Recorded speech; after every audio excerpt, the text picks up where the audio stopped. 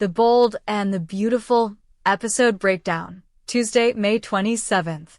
Hope Logan stood in stunned silence at the loft, staring at the diamond ring Carter Walton had just pulled out. The air hung heavy, thick with unspoken questions and impossible emotions. Carter, his voice steady but eyes filled with anxious hope, had just asked her to marry him.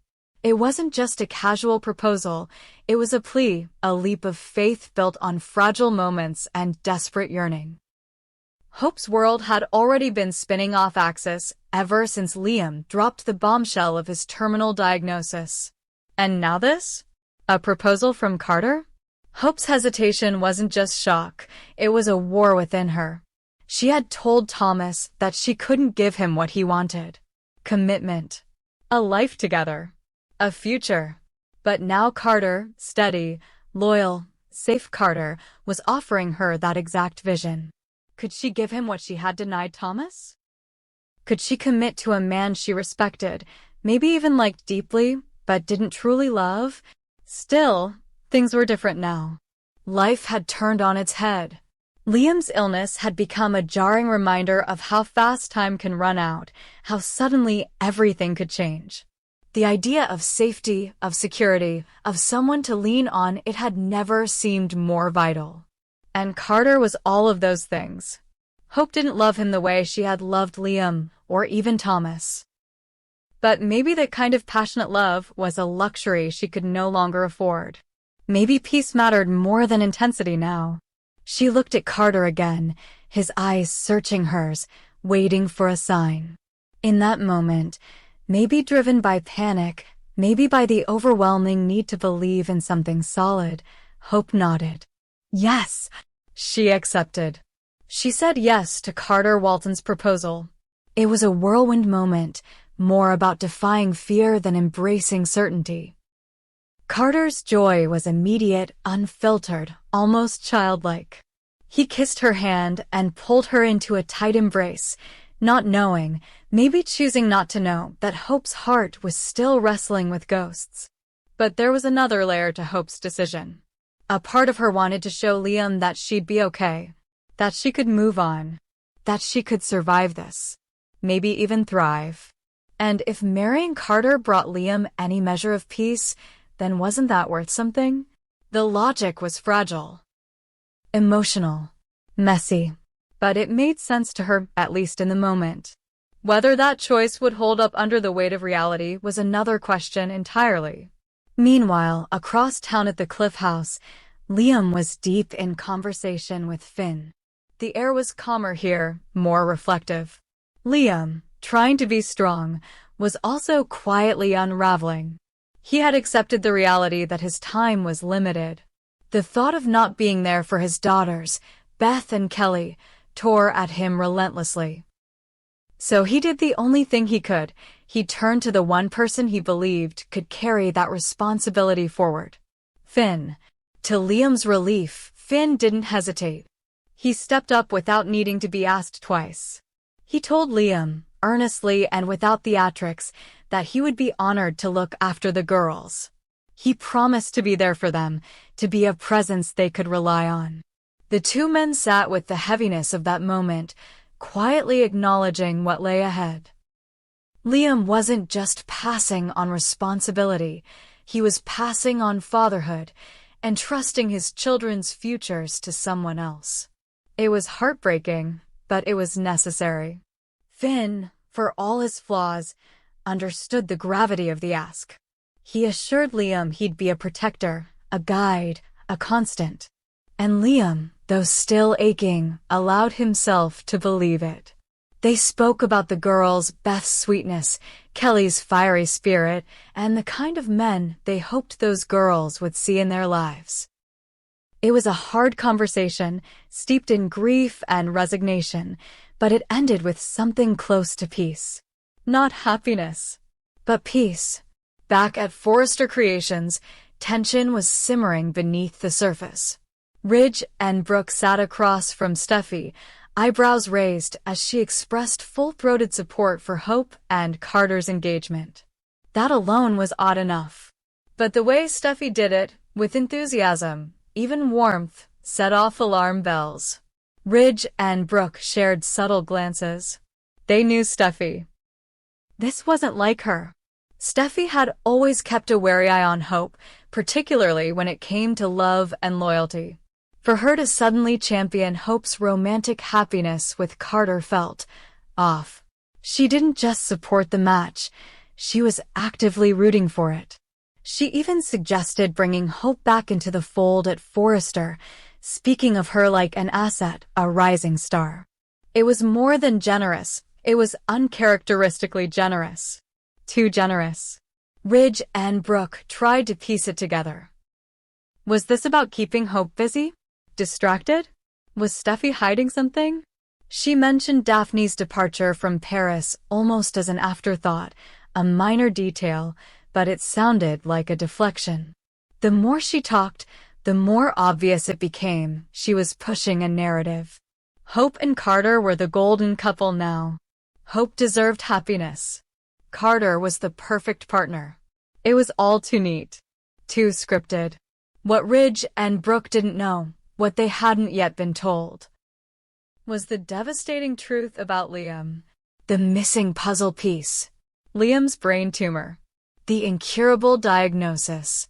The reason Hope's entire world had been upended. Steffi knew.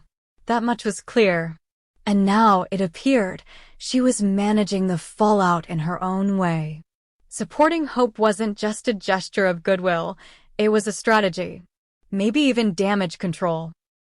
Because if Hope's engagement to Carter could create a buffer, a distraction, something for people to focus on other than Liam's looming death, then maybe Steffi was willing to play along.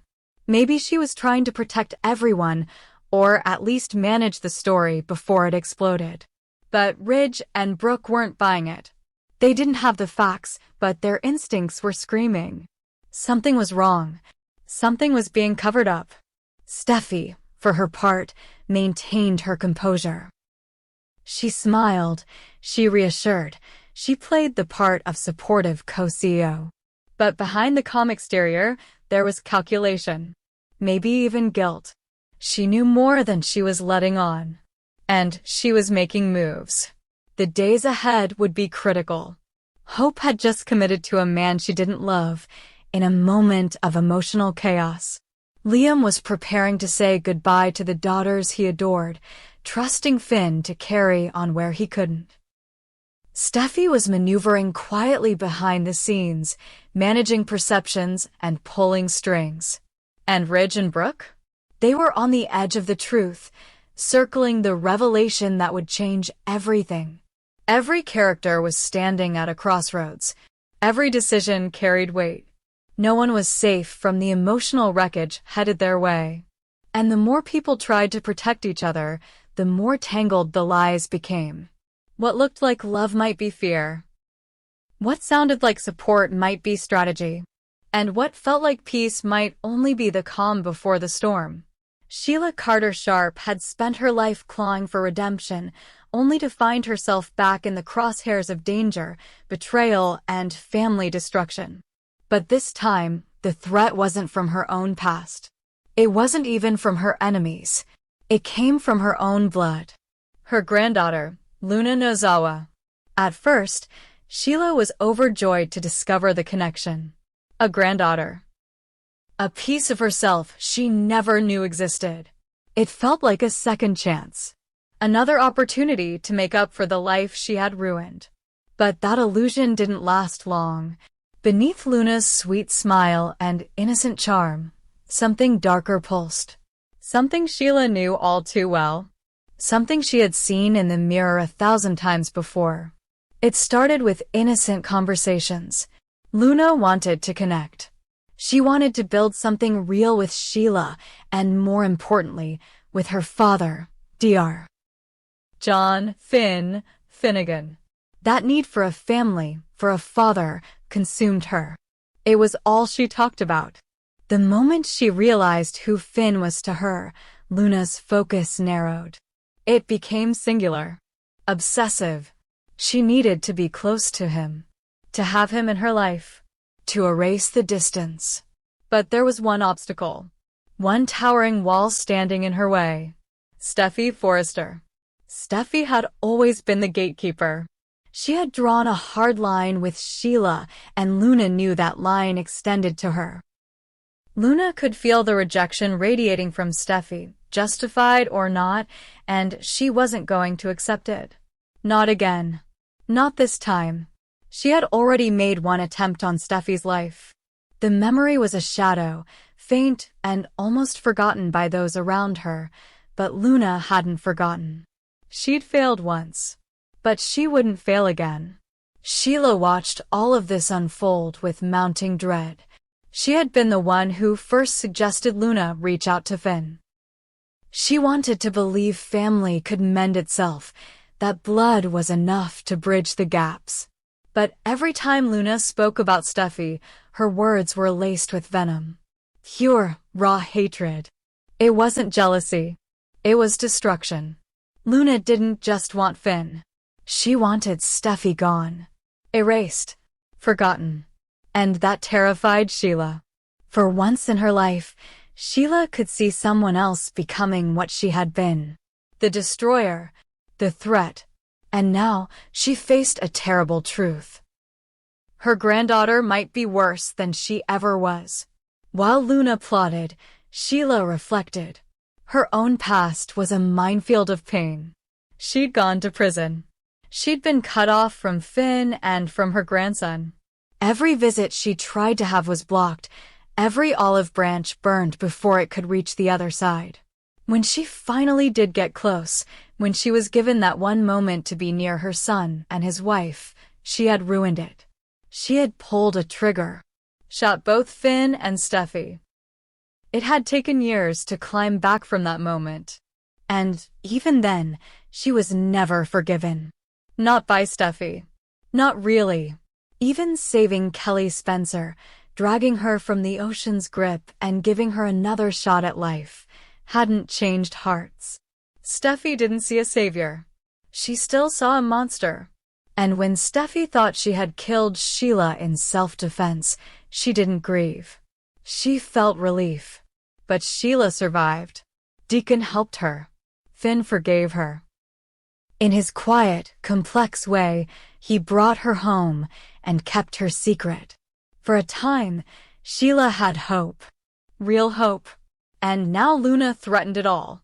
Because Luna wasn't just obsessed with Finn. She wasn't just driven to reclaim something lost. She was dangerous. She had already taken lives. While Sheila had crossed lines in moments of madness, Luna was cold. Calculated. She had killed innocent people and shown no remorse.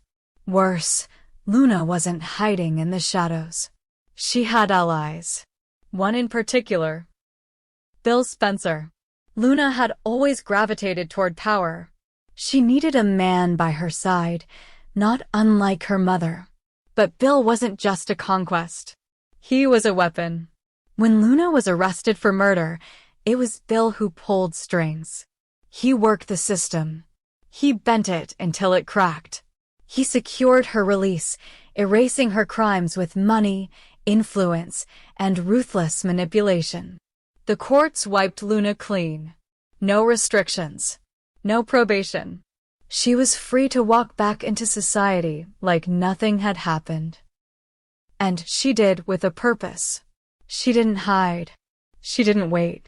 She stepped right back into LA society, eyes locked on Steffi. Bill had been warned. People close to him urged caution. But he didn't see it. Or maybe he didn't care. Either way, he'd unleashed a threat greater than anyone realized. Sheila saw it now. Luna was circling Steffi again. The signs were all there. The calculated meetings. The passive-aggressive comments. The quiet manipulation of Finn's emotions. The storm was coming. And so, Sheila was faced with the most painful choice of her life. Her own granddaughter, her flesh and blood, was poised to strike. Again. And this time, Sheila believed Luna would finish the job. Steffi would be gone. Finn's world would implode. The family Sheila had been begging to be part of would be shattered forever. Could she really stand by and watch it happen? No, she couldn't. She had seen the monster before it fully emerged, and she knew what needed to be done. Sheila began to meet with Luna in secret. She tried reasoning with her. She told Luna to let go, to move on. She offered her money, a new life, a new start far away from Los Angeles. But Luna refused. Every word from her was soaked in poison. She talked about destiny, about Stuffy standing in her way, about Finn deserving better. Sheila recognized the madness, the obsession, and she knew then Luna wasn't going to stop. Not until Stuffy was gone. The question wasn't if Luna would strike. It was when. Sheila started laying plans of her own, watching Luna, tracking her movements, talking to Deacon, pressing him for help. But Deacon, ever torn between loyalty and fear, warned her to be careful. The world didn't see Luna for what she was not yet. If Sheila moved too early, she'd be the villain again. She'd lose everything. But if she waited too long, Stuffy could die. Sheila didn't care about her reputation anymore. Not really. What she cared about was saving her son's wife. Saving the family she had worked so hard to reach, even if it meant taking down her own granddaughter to do it. Because Luna wasn't just misguided.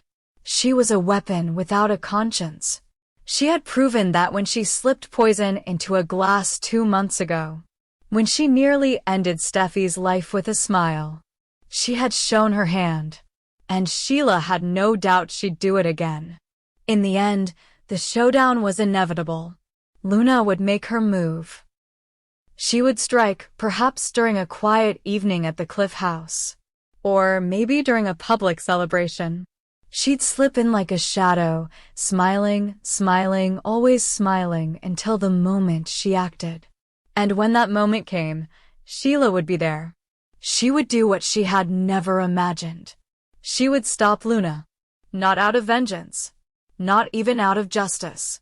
But out of necessity. Out of love for the woman her son loved. Out of the need to break the cycle she herself had once perpetuated. The irony was suffocating. Sheila Carter, forever cast as the villain, might become the savior. Might prove, at long last, that redemption wasn't about the past. It was about what you were willing to sacrifice to protect the future. And Steffi? The woman who had every reason to hate her, who had once tried to end her life, might be the only person standing between Sheila and true forgiveness. Because if Sheila saved her life, if she stopped Luna from finishing what she started, would Steffi finally see her differently? Could that one act erase years of chaos? Or would it just deepen the tragedy? Only time would tell. But the fuse was lit. The danger was real. And Sheila, for once in her life, wasn't the one people should be afraid of. Not anymore.